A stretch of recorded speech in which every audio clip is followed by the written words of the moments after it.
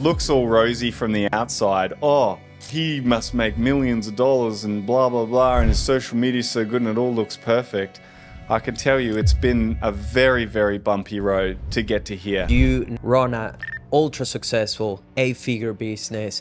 You have gone through a lot of challenges and just that you had to deal with. When I walk into my office, no one knows about my problems. There was very few people in my office that knew my partner had cancer. Nobody knew there was a lawsuit going on. Explain to people what they should be looking into a great business partner. A business partnership, it's like a marriage. Would you marry a girl that you went on 2 dates with? At least 3 days a week for the entire first year, me and Dylan were at that office till 12 at night. Up and coming business owners, what would you tell them to help them get faster to where you are? Faster. What about just get there? Welcome to Founders Playbook Podcast, the ultimate guide for entrepreneurs to build their empires, increase profits, and become great leaders. I'm your host, Nelson, founder and CEO of Vibes Creative, Australia's leading video podcast agency. Let's get down to business. Welcome back to another episode of Founders Playbook. Today, as usual, we have back another legend that has been previously on the podcast. So make sure you go and listen to that episode first. And he's literally the king of real estate agents. He, in fact, not only built an 8-figure agency for himself, along with his business partner, but also he now helps other real estate agents do the same. So he's literally the best in the field. Please welcome back the absolute incredible, the one and only, Mr. Dan Lee. Man, you're good at intros. I'll give you that. I gotta get you excited. He's also, by the way, full transparency, one of our podcast partners. So I know this man like the back of my hand now. And I thought for today, it should be interesting to do something completely different to what you have done previously on podcasts, because something I realized is that you look a bit too perfect online, that people just look at you and think like, oh my God, he has done so well. It must have been easy. You make it look easy. You're at that point of mastery where people could get confused looking at you and just think like, he makes it look too easy.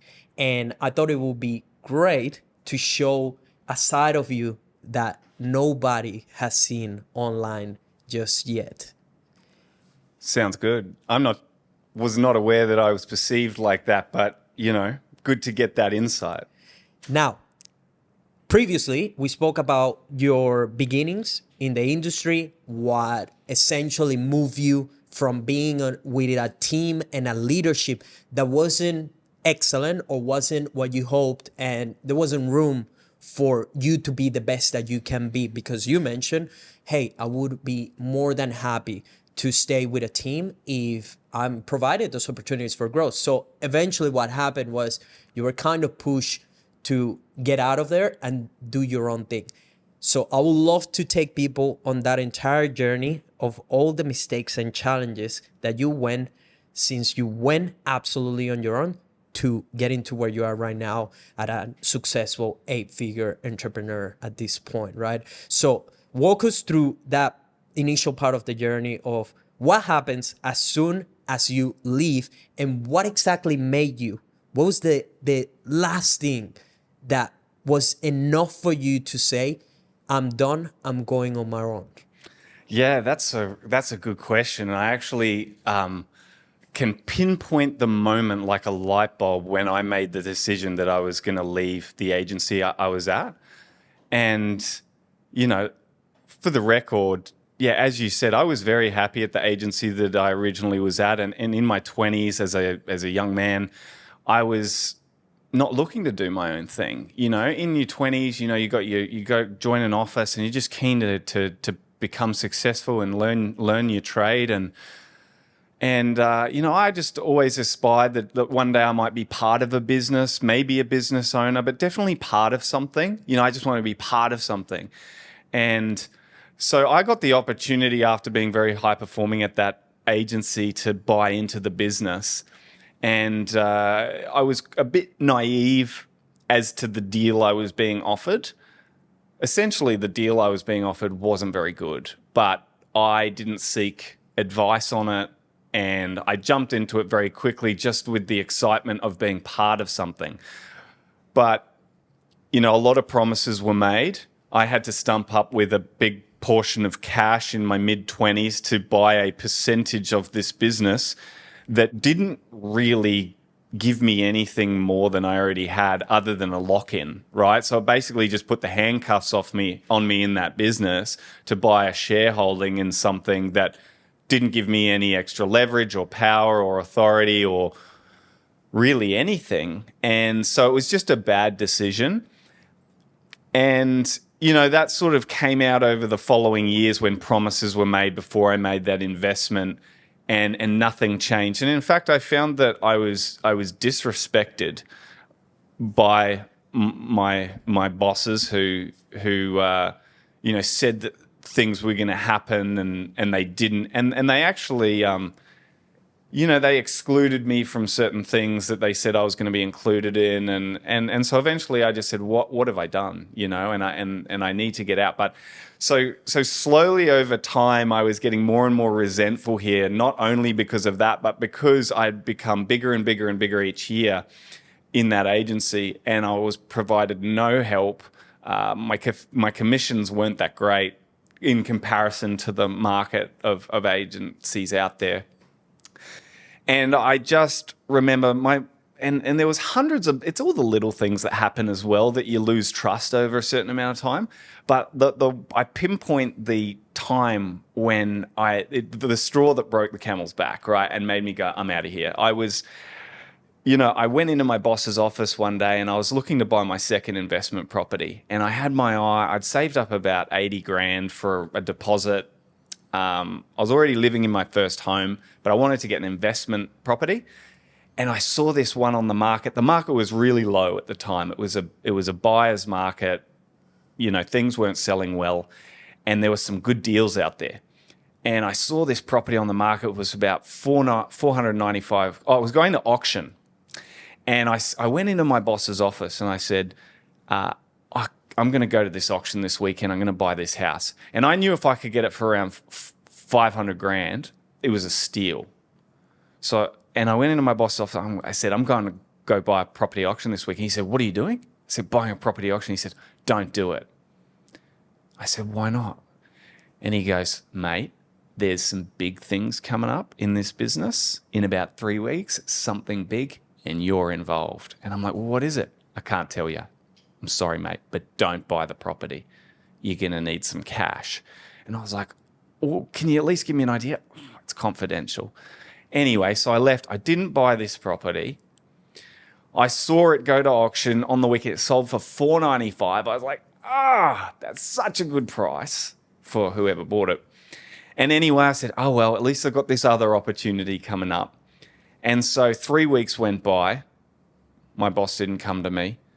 I left it another couple of weeks. Nothing. Left it a couple more weeks. Then I went and knocked on his door and I said, mate, just curious. You were talking to me about, 2 months ago or so about that thing that was coming up. What thing? Or, I remember I came in and I told you that I was going to buy that house and you said, don't buy it because there was something I was going to be involved in and you were going to come and let me know. And he goes, oh, yeah, that fell through. Can you shut my door, by the way? And got back on his computer. And at that moment, my mind just went, I'm out of here. And I just looked at him and I just backed out of the door and I closed the door and I said, I'm leaving. And that was the moment I knew it was happening. I didn't know where I was going to go, what I was going to do, but I knew I wasn't going to stay there at that moment. So basically, he rug pulled you, made you get super excited for this confidential, exciting opportunity, hold you back from having an investment property, making money and just doing well for yourself, and then pretended like it wasn't a big deal or just dismiss you. Totally didn't give a shit and just dismissed me. And that was, as I said, the straw that broke the camel's back. It wasn't just that one thing that he did, but that was just, I was at a tipping point with that business and those owners for a number of different things that they had done, which had disappointed me. And that one just was just total lack of respect. And I said, well, what, I closed the door and said, I just, in my mind, I said, I'm leaving. And then, over the days and nights in bed going, why do I want to be part of these guys? They don't care. It's all about them. They're not looking out for my future. We're not a collaborative team. Why would I want to be part of that? If I'm going to be joining people and investing in their business and giving them everything, which I would be willing to do at that age, they should be looking after me. And they weren't. So, that's the moment I said, well, I got to go find something else. Now, you were invested into this business. You mentioned that you were getting bigger and better than ever. Does that mean that you were basically selling a lot of things for the companies? I was a real estate agent in the business with a small shareholding in the business profits as well. When I say I was getting bigger, it was as an agent. I was a real estate agent selling property. So I'd built a team and I was each year growing. So selling more properties, earning more commission, of which the company would get a large portion. Got it. Now, this takes place. You make the decision right there and then, I'm done, I'm leaving. What happens from there? Because now you have stake. You obviously have been with the company for long enough that it's not an easy decision. There is things involved into you now going or leaving. Walk us through what happened exactly at that point and what did you do? You literally come home. What happens? I decide I'm going to go talk to some other real estate agency business owners and see if there's another agency that I want to join. But I knew at that point I'm not joining to be just a real estate agent in another agency. There has to be a growth path to be in a partnership, shareholding, something more than I felt like I had reached where I needed to go as an agent. The next step was business ownership, or partnership or growing something, being part of something. So I didn't, at that moment, have the intention of starting my own. I just thought, I'll go talk to some other great business owners. But I did that. I went around and I met with about 3 or 4 business owners that I knew of that had semi-decent agencies. And I almost struck a deal with, well, I didn't really. I was considering one who ended up being one of my competitors in the business I am today. He ended up being a total jerk, and so I didn't take his offer. But I got made a couple of offers, but nothing really that excited me. And I needed to stick to the same area because I was an agent in a particular area. And when you build up a profile in an area, you don't really want to change because you kind of build a brand in an area. So I needed to stick to the area I was in. And there was just no other agency or business owner that I wanted to work for. And someone gave me the encouragement, a really good friend of mine. I was driving around and I was talking to him about telling him my frustration that I just didn't know where to go. I'd been searching for a couple of months and I didn't know what to do. And he said, Dan, you should start your own. And I was scratching my head. And that had been something that I'd thought about, but I kind of dismissed it because I was like, oh, nah, too hard. Like, I don't want to do it on my own. It's a bit scary. And he was like, bro, you're Dan Lee. And I was like, what does that mean? And he goes, bro, you're like the guy around here. You could 100% do this yourself. And he just like over dinner just convinced me that I've got to do it myself. And I went home from this dinner with my mate, and he's very successful, Tim. And I decided then I was going to start my own, and I did it. So, in your opinion, is that one of those things where you need someone to tell you at that point that, hey, it is a good idea, you can do this? You need that reinforcement? I think for me, I obviously needed someone to give me the push, to give me the confidence. I'm sure it's different for some people. They're just like so confident that bang, they're going to do it. And then there's others sort of in the middle. They kind of like the idea and they just need a bit of a push. And then there's others on the other end of the spectrum that are just so scared that someone giving them a push isn't going to make them do it, even though they might be able to and do it successfully. For me, I just needed someone to tell me, and it didn't take long from there for me to do that. And I had to leave a lot on the table too, because I had an investment in that business. I had a shareholding that was worth hundreds of thousands of dollars, and I didn't know what was going to happen with that. It wasn't as if my bosses were just going to go, here you go, we'll pay you out. And they didn't. So I had to leave that. Wait, what happens with this? Because I thought in my mind that you just go and tell them, hey guys, I'm out. You can buy me out. Well, I did.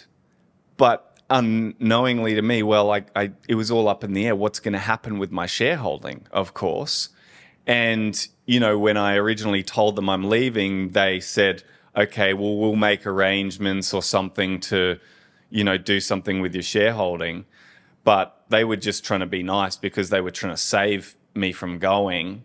But once I'd actually gone and they knew I wasn't coming back, it all went to shit. And they said, we're not paying you out. We're not going to buy that. You can keep your shareholding. So my only option there is to sell that shareholding to someone else. If they're not going to buy it, who's going to buy my shares in this real estate agency?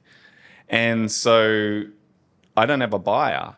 So I was stuck. I was stuck with my money in that agency with a competitor that I was now going up against. And crazy, but we're total enemies after this. These guys totally hated me once I left. They did everything they could to sabotage me. They took out a lawsuit against me, took me to Supreme Court about 5 or 6 years later, okay, because of how successful I was in the marketplace. They knew that they could try and do something. They didn't do very well, but they tried. And I basically lost all of that money that was in there. Wow, I didn't know that part of the stake. I never actually asked you about that. So wait, before we get to that, because that's a pivotal moment as well for you. Now, you go on your own. You can't access this cash that I'm also guessing that you were hoping you were able to use then to get this thing going. So you make the decision, cool, I'm going to start my own thing. You involve your business partner that you mentioned last time, Dylan, absolute legend, shout out to him. And you guys get this thing going. What happens on year one? Walk us through what it took for you guys to get this thing from zero, and where did it get in year one? Year one was the hardest. The hardest in terms of amount of hours that I needed to spend. So hardest in terms of like the grind. But actually, that first year, when I look at it, it was so fun. It was awesome because it was mine. We were building something. I was young enough to do it. We were so enthusiastic. We were so small. We ran it out of my apartment, me and my business partner. We put up a sign in my apartment. We're going up against all the big players. The agency that I was from was one of the biggest LJ Hooker offices in the whole network, right? Biggest rental business, and maybe number 10th biggest rental business in the whole of LJ Hooker, of about 400 offices, and probably the number 10 in sales in Queensland. So still pretty big. And, other big competitors around there, agencies that have been for years. And then, here's me in my little apartment. And when you go from being just a sales agent, right, which is already a very competitive job, and great agents are working minimum 40 hours a week, some 50, 60. And, let's just say I'm working 50 hours a week. Well, now being a business owner and taking on all the administration tasks as well, I just added another 5 hours a day to my plate, right? Because I'm doing the trust accounting, I was doing the bookkeeping, I was doing my own graphic design, I was doing all my own social media, I was learning all the software, doing the whole back end as well, plus trying to keep up with the same level of activity as a sales agent. So whilst it was like I figured it out, and I think anyone could, the sacrifice in extra time in that first year was crazy. I remember at least 3 days a week for the entire first year, me and Dylan were at that office till 12 at night. And we had a rule that neither of us could leave until neither of us could leave early. We both had to leave at the same time. So if I was stuck back doing extra work because I had to get something done, he would stay back and find something to do.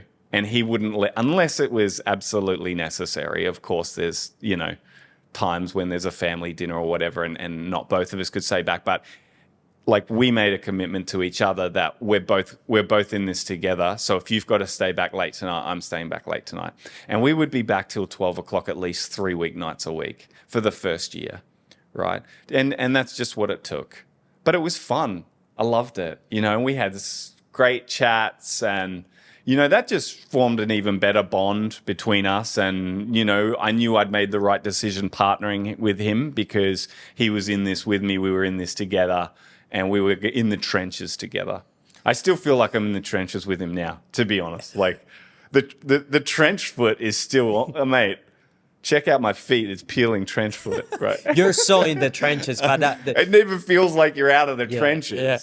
But that's exactly as well. That's another part of what makes you be so successful at what you do, that you're still in the trenches and you could not be there, right? Which is one of the things that I respect so much of you, that you could not be there, but you still choose to be there. And that's why you're unstoppable, because you haven't got to a point where you think you're too good to be there, right? That you're still leading from the front and literally putting the extra hours. I remember recently we called you on a public holiday and you were in the office by yourself, getting stuff done. But that's the reality behind you being the soul and founder of it. Curious as well, because especially for someone in your market or even other industries that are thinking of going into a partnership deal, because I've done it in my own experience. I just went on my own and did it in that sense. So obviously I have a team, but the stake of it has been to this point just me. In that sense, how did you negotiate it in terms of the percentages of the company in itself, and what did that evolve to as well? The important thing about our partnership was that I wanted to build a rental business straight off the back. Now, I knew that I couldn't do that alone. That's a big business in itself. It's a lot of work. And so that was going to be Dylan's role. Mm-hmm. If Dylan was going to come onto the team and he was going to do sales with me, there wouldn't be as much value in that partnership, I don't think, because I kind of had that side covered. And, my skill is in the sales and my relationships out there. And I knew a lot of agents as well, which helped me to then build the sales team and help, convince or help them to decide that coming to Plum was a good idea. To sell them on the idea of coming and joining Plum. Which has been super successful for us, because without our great agents, Plum wouldn't be the awesome brand that it is. Someone needed to do the rentals. So that was Dylan's, and really the rentals business is what's the valuable part of a real estate agency. So basically we split that in half. And my job was to bring the leads in. His job was to manage them and to build that team. Got it. And then did that, the stake in itself, did that kind of change over time because he proved to you as well hey, I'm bringing a lot to the table, or did it always stay the same? No. It actually started as, let's call it, say, 85-15 to me. And then, but he ended up buying a much larger portion of it to bring it closer to 50%. And I didn't even hesitate to give him that when he asked for it, because I was going to give it to him anyway. We're going to go back to basically what happens right when you're in that first year that you just described. But just curious as well, could you explain to people what are the 3 things they should be looking into a great business partner? Firstly, I would say someone that you know really well. It's like a marriage, a business partnership. It's going to be for a long time. There's going to be things that you don't find out in the first 3 months, right? You often don't find out what people are really like until the tough times. And so, you can't really get to know if you just meet a really great person, they seem awesome, let's go into business together. Yeah, 50-50. And you've got this plan on building a business for many years to come. And you're jumping into business with someone that you've known for 1 month and gone for beers with twice. Pretty risky, could work out fine. But would you marry a girl that you went on 2 dates with? Probably not. Why? Because you don't know the cracks yet. You don't actually know if you're compatible long term. So really being sure that you're going to be compatible with this person long term is really important. And if you're not sure yet, then there needs to be some agreement that's easy to get out of, whereby if it's your idea for the business, then maybe it's owned by you and they have a certain amount of time to prove themselves. And if not, you can decide at any point to cut it and maybe they get a small payout or something, but you can release yourself from this person without creating a massive, massive drama. Or some other option, which is, KPI based, that over a certain amount of time, they have the option to buy into the business at your discretion based on them hitting certain targets. And that way, their work ethic and everything is good, and you can judge their character over time to decide whether or not they're the right fit. So that would be the first thing. The second thing is the work ethic on both sides has to be equal. And that's where I've seen many business relationships fall apart.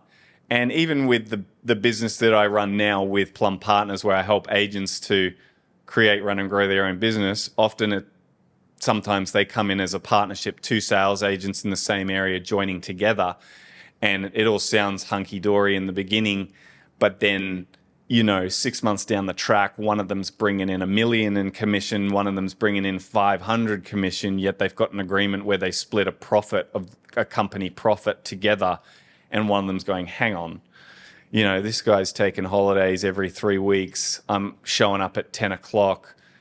It's not fair. And that fairness in work ethic can, create chaos down the track. So the work ethic, massive. You got to be partnering with someone that is just cut from the same cloth as you. They get it. They don't take the piss. They work really hard. You understand each other. Like sometimes he could be off for a couple of days and I'm cool with it because I know like there's going to be a time when I'm off for a couple of days and he's back at the office working hard. And it's almost like it just becomes a trust, right? That Dylan and I know each other so well that I know how hard he works. I know he's not going to take the piss. I don't need to look at how hard he's working. I just know he's doing a good job and he's working hard and he's working as hard as I am, right? As you said, we took that call. I was in on a public holiday. It could have quite easily been Dylan in on the public holiday. In fact, I'm pretty sure I went in on that day and I was like, what are you doing here? I'm pretty sure. There's definitely been days recently where there's been public holidays and I went in there and he's in there sitting at his computer by himself. Like we just got that same attitude on work ethic. That's awesome. So, knowing them, work ethic. And the third would be their general character and how whether or not like other people like them, right? Are they a really good person? Do other people respect them? And how do they deal with other people the way that they're in the business? Because your employees, your staff, the people you bring into the business, if it's a partnership, then their relationship with that other half is just as important as their relationship with you. And if their relationship with you is really good, but they don't like the other guy who's the partner in the business because, I don't know, he is disrespectful or he says really weird things or he's a creep or whatever, or he's got a really bad temper, that could cause problems and possibly cause people to leave you, and not because of you, but because of your business partner. So I reckon just those 3 things: character, work ethic, and actually knowing them are the three most important things. And there's other important things, but we'll say those are the most important. Going back to that first year, where did the business go from zero to in revenue? Where did they end up on the first year? In the first year, we made 900,000 in gross commission, and we'd put on about 30 rentals. So we started the rental business in July 2016, which was about 3 months after we'd opened. And between July and December, we put on 30 rentals in that time. I think we were making about $2,000 a month on the rentals, which wouldn't have even covered the costs or the, Dylan's wages. And yeah, got it. So it grew a fair bit on year one, right? In commission? No, I did $1 million in commission the year before at my other agency. So my first year out of my own, it was 900, but the market had come back a little bit and I had lost 2 team members. Yeah.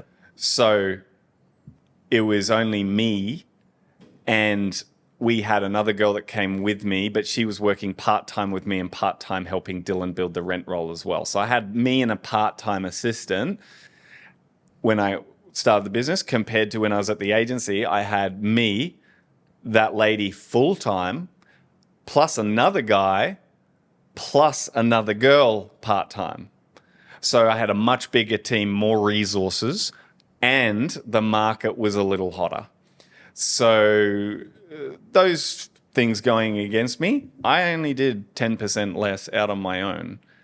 But remember, now I'm not splitting it 50% with my agency too. So it was worth twice as much. Yeah. Now, that whole 900 was coming to me. Now, I didn't take that all as commissions. That went into the business, and I just paid myself a very small salary. The first year, me and Dylan paid ourselves 70 grand. So that was in 2016. Now, 70 grand in today's standards might be 85. Yep. But it wasn't a big salary for what we were putting in, as business owners, and for earning that kind of commission. Yep. It all went back into the business for us to then be able to invest in the business, hire some more staff, hire a BDM, hire a property manager, grow the rent roll, spend money on advertising, and then invest in a premises. That was all to come in the next 12 to 18 months. Hey, real quick, if you're a founder, CEO, or business owner looking to build a personal brand, become a thought leader in your space, and attract premium leads, our viral video podcast systems can help. Book a call with the link in the show notes to speak with my viral podcast team today. Now back to the episode. What was the growth from there? So year one, you're just under 7 figures. And then what happens over the next 2-3 years? Yeah, so by about 2018, we'd grown the rent roll to about 200, right? At that level, it's still not paying for itself, because as it grows, you need more staff, more resources.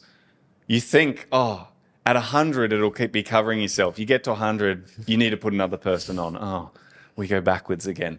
You build them up, you need to put another person on, you go backwards again. So we didn't find we were really breaking even on the rent roll till it got till about 350.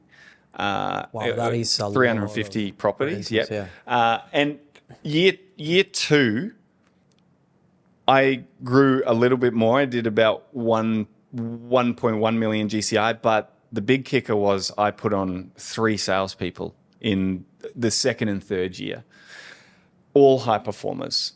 So 2 agents from my previous agency where I was at, they came and they joined. And let me tell you a story. This is another hard time, right? So on top of having to leave all that money behind on the table, right? And I'll tell you that it's still a good idea, right? I don't miss that money. I made that money back tenfold from leaving it behind because of what starting my own business has allowed me to do. But when I was leaving, I had 2 agents lined up to join me. One from my previous agency and one from an agency next door, right? I always met this guy, Vern, in the car park because we shared the same car park, but we were in different agencies. And I would meet him down in the car park every now and then, and we would have big laughs and chats. He's a fabulous guy. He's so funny. He's such a good guy. Great agent, very high performing. And I told him one day in the car park, I said, mate, I'm leaving my agency. He said, he's a massive flamboyant gay. So he's like, oh my God, And I said, do you want to come with me? And he goes, oh, yes. And he called me that night. He goes, Daniel, I'm so scared. I've never said yes to anyone. He says, people have asked me this all the time. I've never said yes to anyone. And I said yes. I don't even know what happened. I'm scared. And I'm like, that's cool. Chill. Anyway, I had Vern and Tyler in my office, they both work at Plum today. Both great agents, both very close to me. And they were both lined up to come with me for the launch of Plum, right? And this was planned for 6 months in advance. And we'd had multiple meetings and everything because they were both unhappy. Tyler had also got the shits where we're at, and Vern was unhappy where he was at. They decided to come and join me on this mission to open Plum property. And 1 week before launch, right, and I'd done all my figures like, Tyler's based on his earnings, Vern's, mine, this is how much we should earn in the first year. Oh, we're all good. Yep, it's going to be great. We can grow from there. We're going to have some profit. 1 week before we're about to launch, Tyler calls me and says, Dan, I'm sorry, I'm not coming. Oh my God, are you serious? Why? Oh, fuck, why? Nah. He's like, I just don't want to do it. I've got a better deal with Remax. And he went to another agency. And I'm like, all right, well, at least it's still me and Vern, right? A week out, 3 days out from launch. We're launching Monday. On the Thursday night, Vern gives me a call. What's up, Vernie? Dan, you're not going to like this. And I just knew it straight away. And I was like, nah, don't tell me, Vernie. And he goes, Dan, I'm not coming. Oh my God, what happened? He got his accountant that he's had for many years got in his ear and said, what are you doing? You're going and joining someone in his apartment. He's only 29 years old.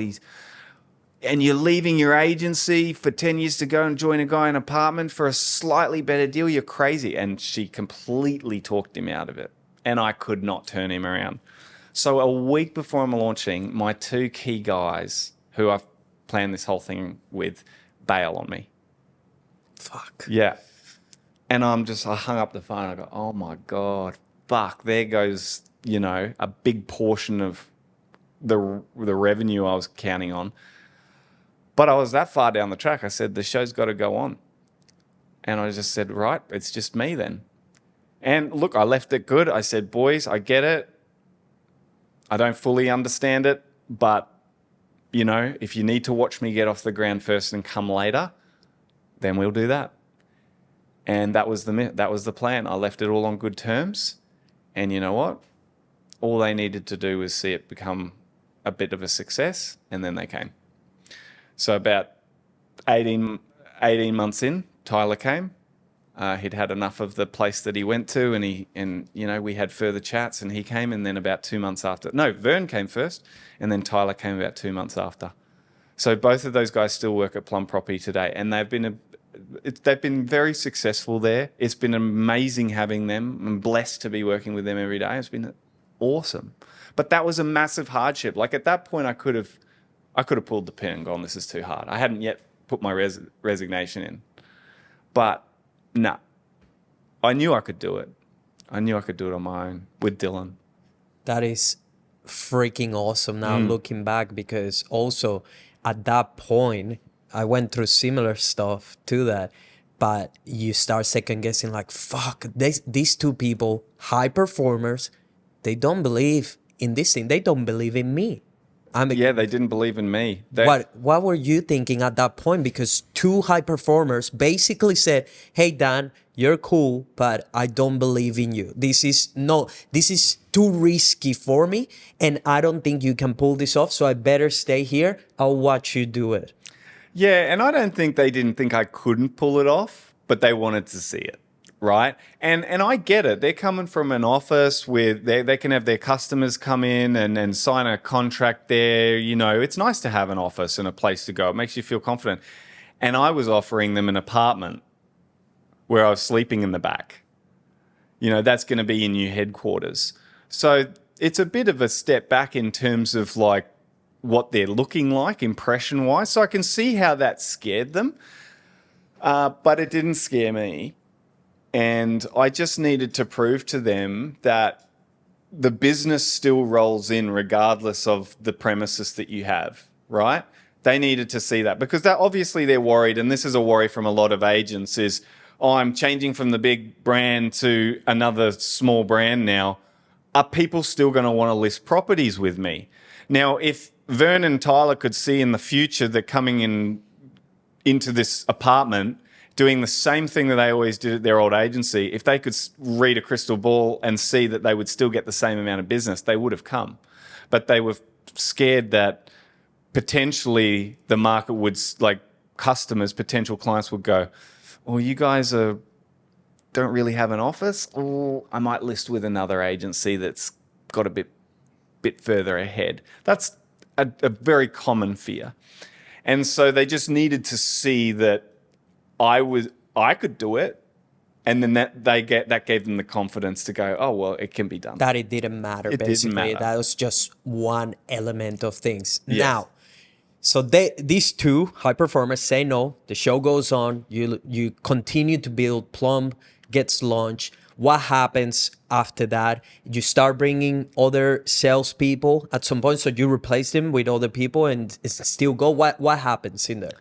Well, the first thing that happened was my ex-employer launched a full attack on me, right? So they sent out brochures and put ads on like banners around websites and stuff saying that they were Taringa's number one agency, right?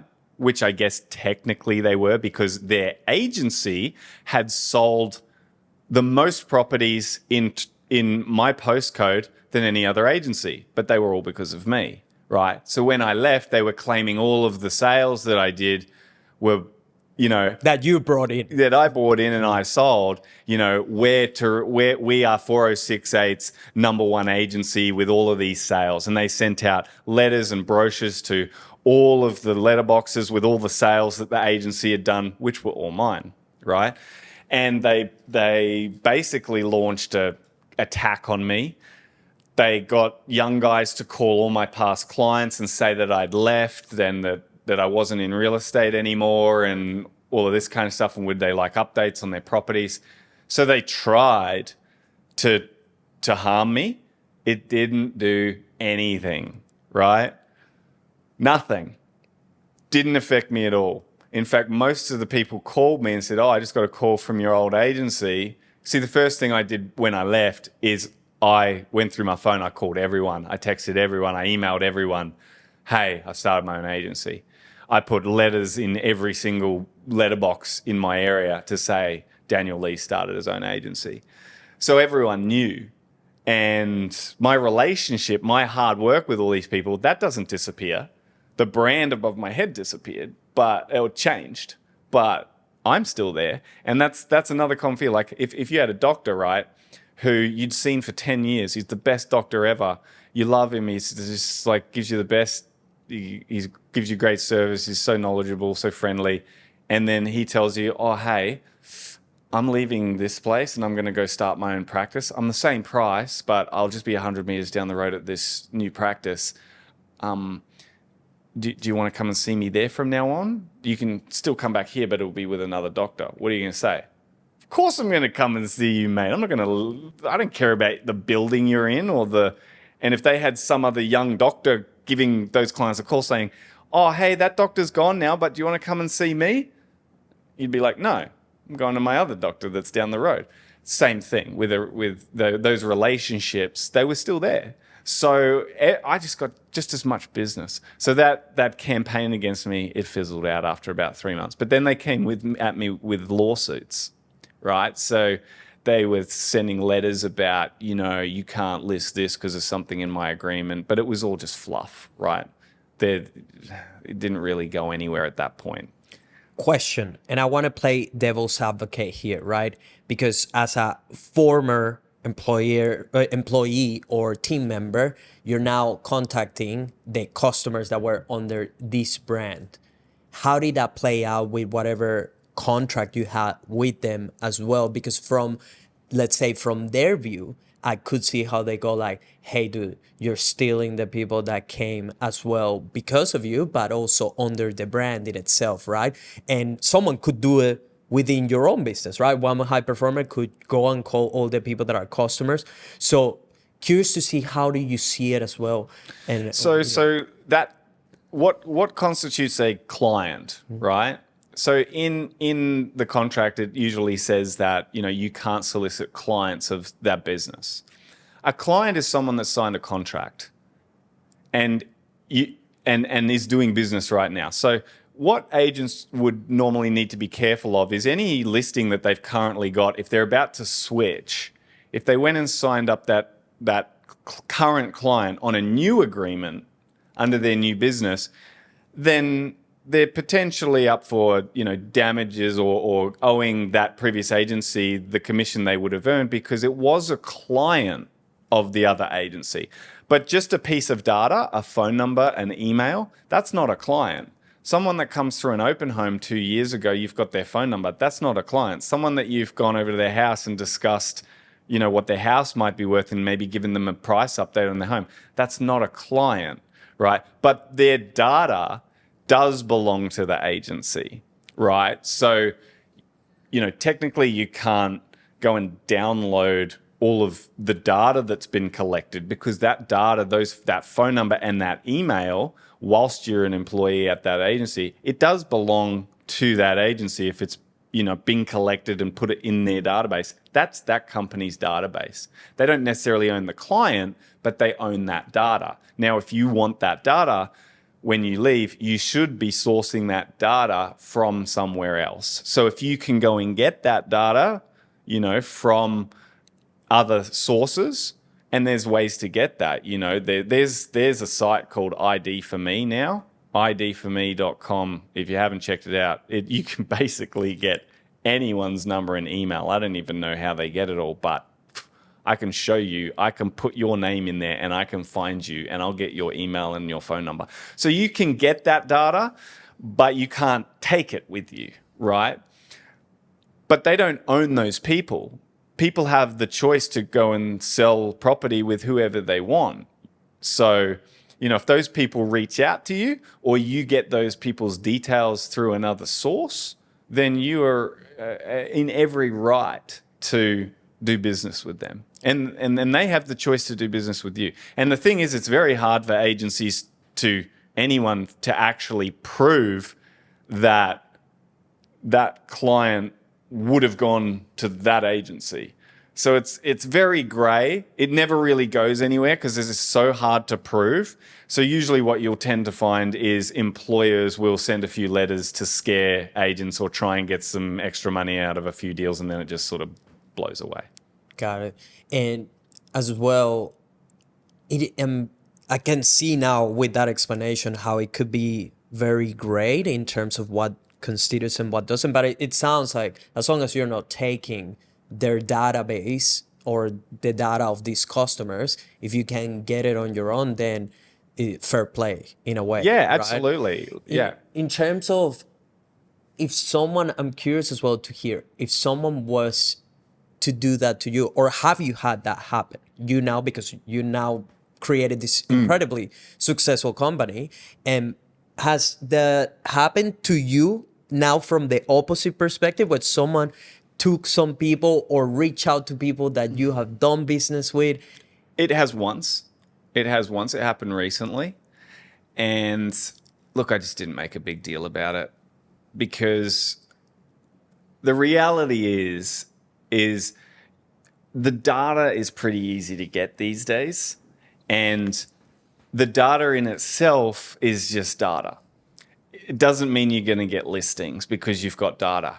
There's so much work to do to build relationships. Someone's got to call it. Someone's got to book meetings with it, get to know them, ongoing nurture that potential client, and customers can take years to acquire. So just because you have data, you go give that data to a brand new person they're not instantly going to be successful because they've got a list of names and numbers.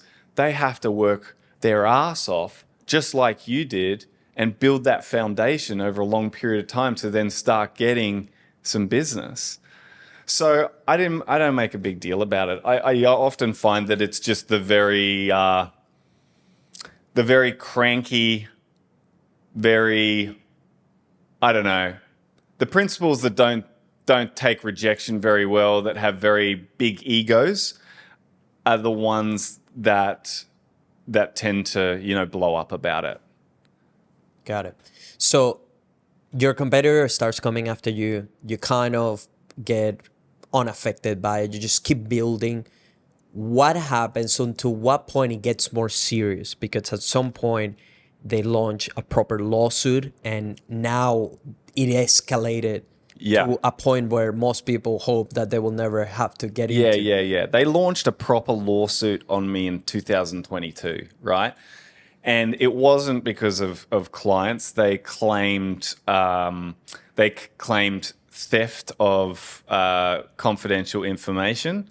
They claimed that I took staff of theirs, which willingly came to my business, and they basically said that, look, there was a whole lot of made up stuff, right?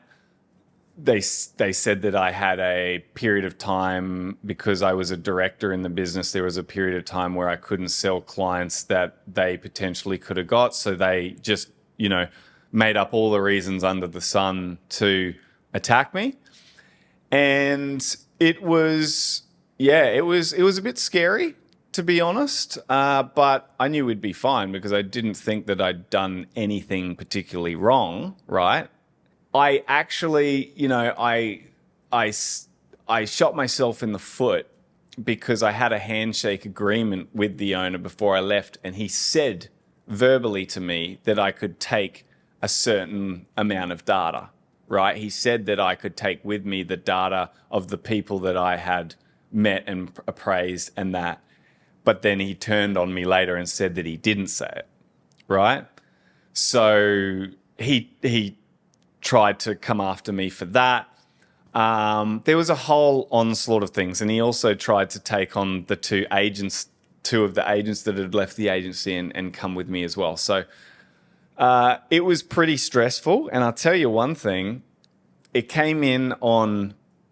So I had some terrible news with my partner Jenna in about August 22. She felt a lump in her throat one evening, and she came and saw me, and she was like, "Oh, I'm really scared. I've got these lumps." And I was like, "Don't worry about it. It'll be fine." She's like, "Do you reckon it could be cancer?" I'm like, "Shut up. You're being paranoid. Go get it checked out, though." Anyway, she goes and gets it checked out. I come home. She's in tears. It's cancer. She had got thyroid cancer in her neck, and it was on both sides, a lot, really big. Luckily, if you're going to get cancer, thyroid cancer's the best one to get. Not that you want to get any cancer, but it's probably the least fatality rate and can be surgically removed quite easily. Well, not easily, but, it can be surgically removed. It's not like, brain cancer often, and, other organs can't operate because you'll probably die in the process. Well, thyroid cancer, luckily, we, went through the process, and she had massive surgery and got it all cut out. And today, thankfully, she is alive and well, although she doesn't have a thyroid and has to take medication for that now. We got delivered that news in July 22, and imagine the devastation. She thinks she's going to die. Her whole life is turned upside down. That has a massive impact on me as well, just psychologically dealing with that. The very next day, I walked into the office, and there's a dude in this big fat guy, sleazy looking fella. And he's like, "Are you Daniel?" And I said, "Yeah." And he goes, "This is for you." And he handed me Supreme Court papers that my ex-employer had filed 5.5 years after I'd left to sue me, right? And he was trying to sue me for $3 million. Imagine that week. That was the worst week of my life, apart from the week where my dad died. But, you know, that was really heavy. And psychologically, that was probably the toughest time I've ever gone through. And I probably didn't deal with it the best, but I got through it. I worked really hard, but I did hit the bottle a little bit. I hit the bottle a little bit during that period, and I didn't mean to. It was just like, I don't know. It came off COVID a little bit. Over COVID, I was drinking a little bit more, as some of us did, because we were locked up so much, and I, was just having a good time with my partner, and we weren't going out, but I was drinking at home a bit just to pass the time, And then when all of this stuff happened, I was drinking a little bit more, and I actually got to a point, like I remember one night, this is so unlike me, and I look back and I just go, oh my God, but like I was one night, and it just must have been just a buildup of stress, but I was just literally swigging whiskeys out of like buying these half bottles, and I was just swigging it in my kitchen on a Sunday night, and like polished off half a bottle watching the Australian Open on a Sunday night, finishing a half a bottle of whiskey by myself on the couch. And I just had a moment, and I just realized, what the fuck am I doing? I'd done this a couple other occasions in the previous weeks, but I just had a bit of I'm becoming an alcoholic. Like, I still think I was very far away from it, but I was slipping. And I suddenly woke myself up, and I said, this is not me. This is not the way to deal with my problems. This is not going to help me. And so, luckily, I just completely flicked a switch, and I just decided I'm not going to drink from now. And I took 7 months off from that day. I didn't drink not a drop of liquor or beer for 7 months after that. And that was awesome. I just got so much clarity. I got into my fitness, and I just overcame this difficult time with, Jenna's treatment and this lawsuit by just being focused, being healthy, concentrating on fitness and, good sleep, and working hard, and just making sure the business was performing well, because number one thing, if my business isn't performing well, that's going to affect me more than anything. So if I continue to go down this path of not dealing with these problems in the correct way, that would eventually affect my business. And I knew if I let my business slip, that's really going to hurt me. So making sure that I just focused on being clear-headed, healthy, and everything, I got through those problems. And now I hardly ever drink too. I only drink on very, very special occasions. So there might be like 4 to 6 times a year that I drink now. So that one thing was keeping you in the game, was saying like, this is all I have, my business, and I need this thing to work? It's not all I have. I mean, I have a great family. I have a beautiful, loving partner. I now have a child. I didn't have a child at that time, but it's not all I have. But it's a big part of me. It's a big part of my personality and my life, what I've built. It's without my business, and if my business didn't work out, I wouldn't feel like me. It's a big part of who I am. So that needs to survive. And so I just made sure that I was dealing with my problems in the correct manner, so that it didn't let that slip. So also, you get this lawsuit, you have your partner getting cancer, You come into the office. What does your business partner say? Mate, they're very supportive, but you know what? When I walk into my office, no one knows about my problems. There was very few people in my office that knew my partner had cancer. Basically, nobody knew there was a lawsuit going on. No one needs to know about my problems. In fact, no one gives a shit about my problems. Right? What am I going to do? Tell them my problems so that they can feel sorry for me? Is that going to help me? Or is that just going to lead those people to think, oh, Dan's got a lot going on right now. Maybe this isn't the business that I want to be a part of. I didn't want to show any weakness to my people. So I leave, and that's the way I approach it every single day. We've all got problems. I've got my own problems. Sometimes me and my missus will have a blow up after a few stressful things that happen at home and work, and not spending enough time with each other and stress over the kid. I'll go to work in the morning going like with that on my mind. But when I enter the doors to my work, I leave that behind because, people need to see me at 100%. I'm the leader of this ship. I can't be the one that's crumbling. If I'm crumbling, then we got issues. So I just never let that show. Although I might have been dealing with a lot internally, I don't show it because my business runs best when people see me showing up in a good mood. If I'm showing up grumpy, and this is what I actually learned from my ex-employer. He used to come to work with his problems and everyone would know about it. He would come to work, and if his child had not made the cricket team, mate, he wouldn't speak to anyone for the whole week. He would have his door closed. He wouldn't show up to the sales meeting. And everyone would think, oh my God, he's in such a bad, what have we done? What have we done? What's going on with the business?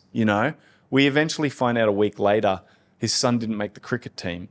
So he's in a bad mood all week, which completely affected everyone on the team and made them, question what the hell's going on. And the business wouldn't have performed as well that week. I don't want that to happen. And my people should not have to deal with that. They've got their own problems to worry about. They don't need to worry about my problems. My problems are my problems. I'll sort that out. The only problems they need to deal with me are problems within this business and their role within this business. That should be the problems they're dealing with me. That's one of the biggest things I've noticed as well in the business ownership journey is whoever can keeps his head in the game, even if the circumstances are as bad as it could get, are the ones that ultimately will make it to the other side, because it's so easy for things to go bad and you get in your own head. You start to bring this attitude, this energy into the workplace, this negativity, and that leads to the next bad thing, the next one, and it just compounds into this snowball effect.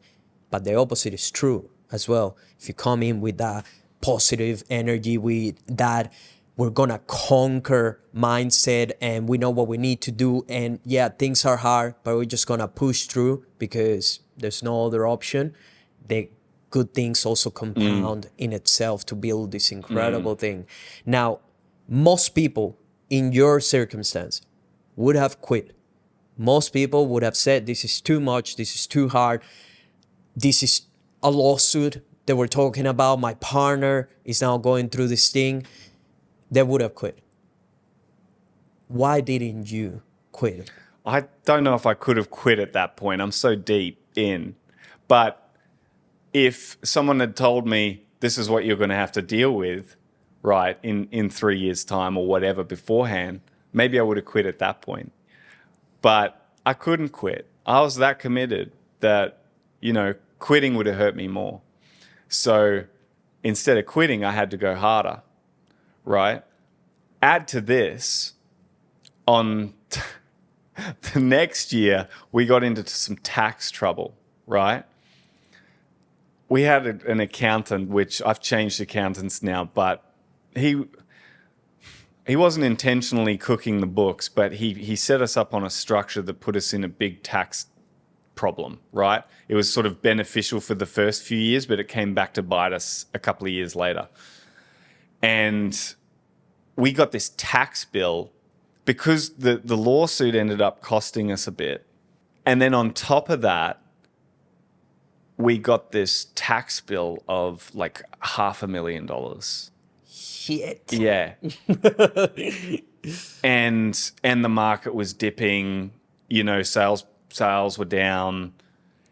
And oh God, I tell you the hardest part when you're in some serious debt and then like employees are taking the piss or, you know, like skipping out early, calling in sick when you think they're not, you know, why are they always sick on a Monday?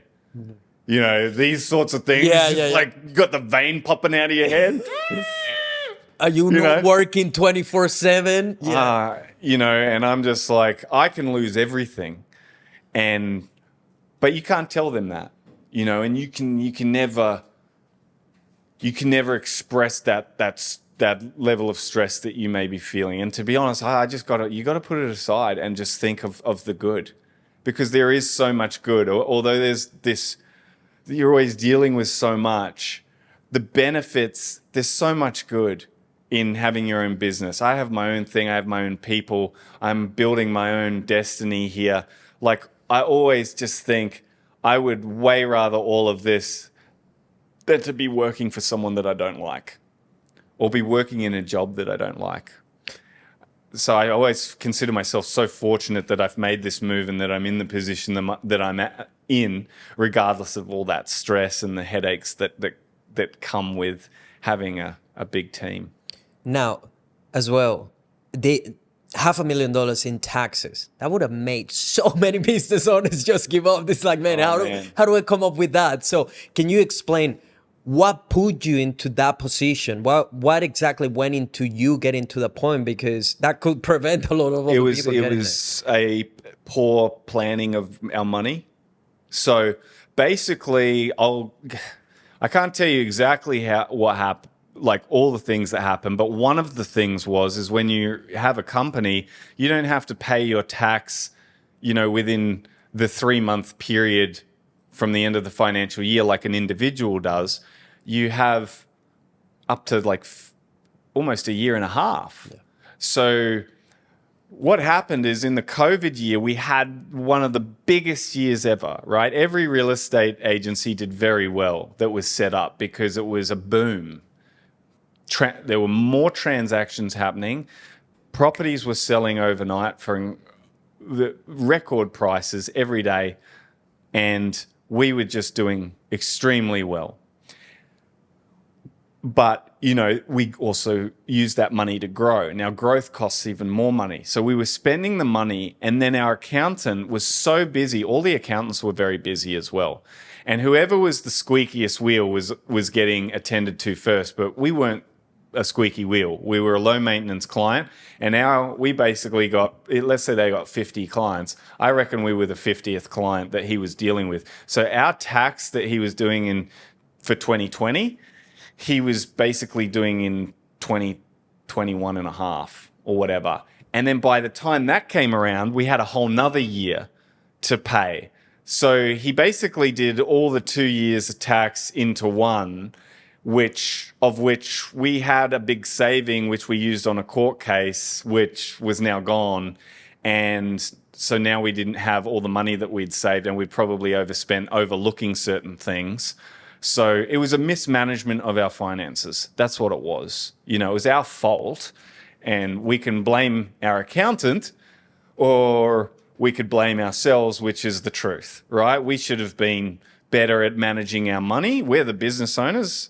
Yes, our accountant could have given us better advice and helped us to not run into that problem, but essentially it was our fault.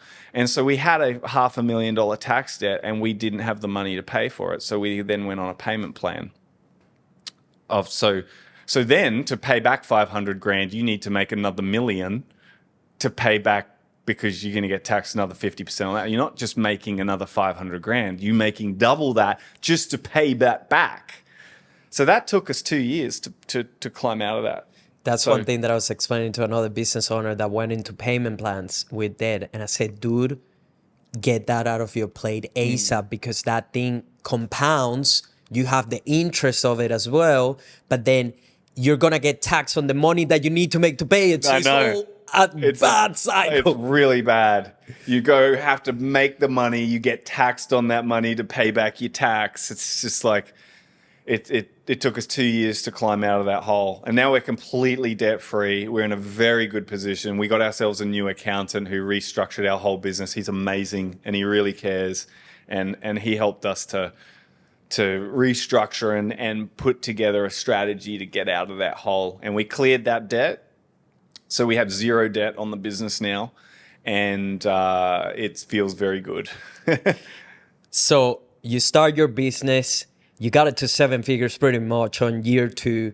You keep building. You brought high performers. You went through a lawsuit from your previous employer that cost you hundreds of thousands of dollars. You had to go through your partner getting cancer and coming healthy on the other side of that. You had to go through a $500,000 tax bill issue. Yeah. And then during that whole thing, I started the new business Plum Partners. I don't know what I was thinking, or worse timing, but I'd already decided I wanted to do it before we got the tax bill and before the lawsuit started. So I was already all in because my plan was in place. So then I started this new business, which was going to take a lot of financial resources it has not been profitable until about now. So we're about 2.5 years into that business and we have just started to make that business profitable. So there's been a lot. There's been a lot to take on to get to this point. And so it looks all rosy from the outside. Oh, he must make millions of dollars and blah, blah, blah. And his social media is so good and it all looks perfect. I can tell you it's been a very, very bumpy road to get to here. And I'm still, I'm reasonably well off, I'm more well off than the average person for my hard work. But, there's still so much more that I can see myself doing. And the investment in the business, a lot of what you see of success, that's all investment in business, right? You're not seeing lots of videos of me driving a Lamborghini around or showing off my new mansion on the waterfront, are you? You're seeing me doing activities in business, building podcasts, having guests on a show, creating content, building a business, getting a new office. It's all investment in what I'm doing. The returns, they've been great, but I feel like I'm on the precipice of making it really, really great now. I'm sure you are. So if we can summarize, you now run an ultra successful 8-figure business. You have gone through a lot of challenges and just shit that you had to deal with to get here. What would be the 3 things that you could leave behind for up-and-coming business owners that are maybe already started and breaking through, maybe some of them as well to 7 figures, maybe some of them are getting closer to the spot that you're in? What would you tell them to help them get faster to where you are? Faster and more predictably. Faster.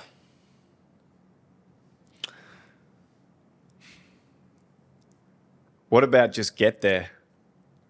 I mean, faster, I would say, look, the most important thing is your consistency, right?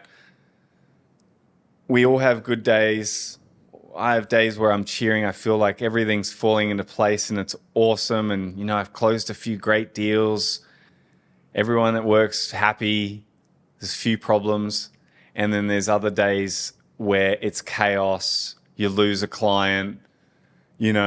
An employee leaves, there's problems coming from everywhere and you just feel like throwing in the towel. It's all too hard. It's easy to show up when everything's working really well. It's sometimes really hard to show up when everything's falling apart.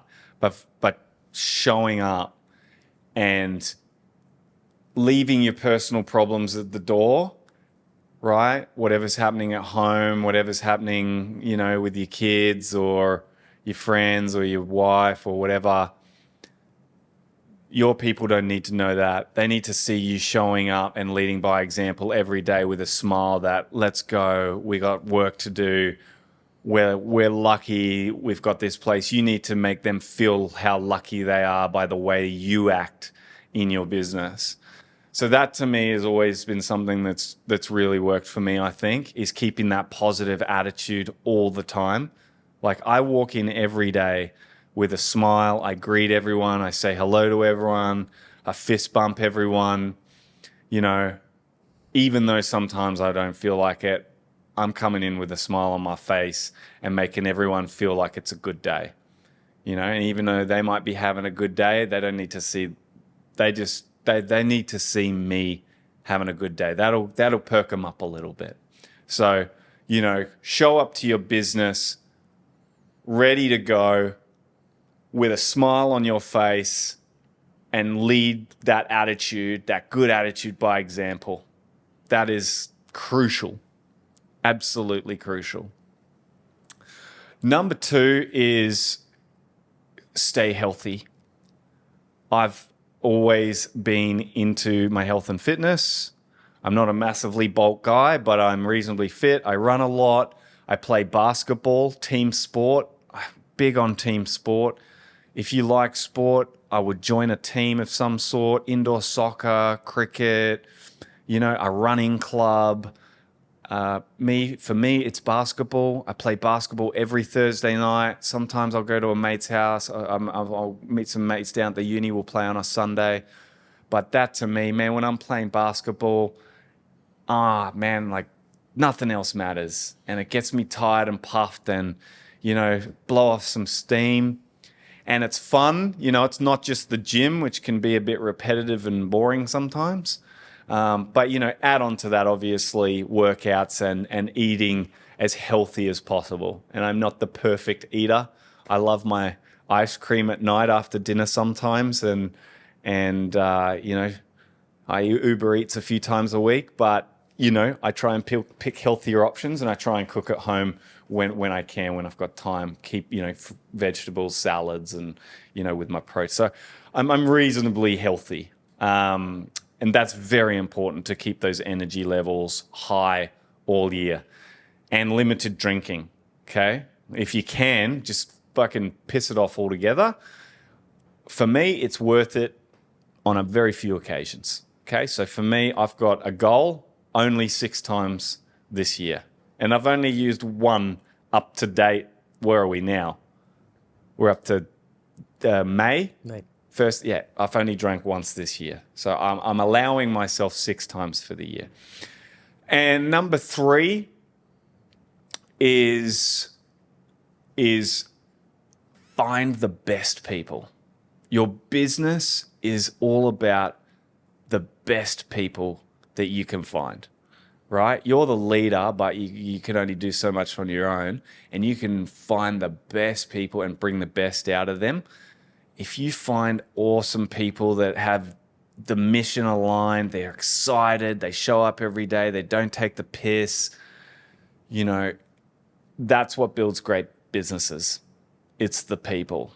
So you got to be really good at attracting good people, finding good people, bringing the best out of good people, and managing those people. So helping them understand the expectations of the role, regular checkups, and when performance isn't there needs to be chats about it and getting the best out of them. And if they're not aligned with the business, then they should go. Dan, you're an absolute inspiration. You're a legend at what you do. I'm extremely proud and lucky to be partnering with you and to helping you with the mission that you're currently in. Thank you for being so open about all these things, because my hope is that today someone or people out there get to see a different side of you, and just to know that you're human just like them, that you go through stuff, that you didn't have it easy, because that's another part that I think someone can look at you and just think like, oh yeah, it's because he's Dan. No. Dan had to go through a lot of stuff to get to where he is, and that's not the end of it, okay? So lastly, there's absolutely no one better in the business to help you launch, grow a real estate agency. He has the best team. These people care like no one. I'm telling you, there's absolutely no chance that you will succeed if you go with someone else. And I'm telling you because I'm in the trenches with them. So I know how much he cares. I know how much his team does. He has the best business partner as well, complementary to him. So you're in the best hands. And this is the other part, guys. Yes, you might be able to do it on your own. You might be able to pull it off. It's going to take you so long that it's not even worth not getting his help. It also, guess how much you could be making and how much further you could get by getting someone on your team that has already done it. He literally has done already the thing that you're trying to do. Why not get him and his team to shortcut all of that for you? Why not come in and just ask Dan, hey Dan, how should I do it? And he's just gonna literally tell you the playbook of how to do it. You're being silly, to be honest, if you think that you should go and do it on your own. You can, but man, you will never get back the time that Dan and Plum Partners and everyone at his team can save you. So I'm hoping that if you are a real estate agent and you just listen to that and you've been thinking about doing it, that you're not going to continue to stay on the sidelines, and that you don't do even something worse, that is like, let me just go with someone else that is not going to care, or that hasn't even done it at the level that he's playing, because also he's playing at the highest level in his industry. So if that's you, even someone that already has it going, but you're stuck, you haven't been able to crack it the way that Dan and his team has been able to do it, I guarantee you, you will be way better off coming to them to help you scale this thing and take it to the next level. Dan, where can people find you? If they want to work with you, if they want to listen to you, if they want to get in touch? Probably the easiest way, follow me on Instagram, Dan_Lee_Plum, Plum, like the fruit.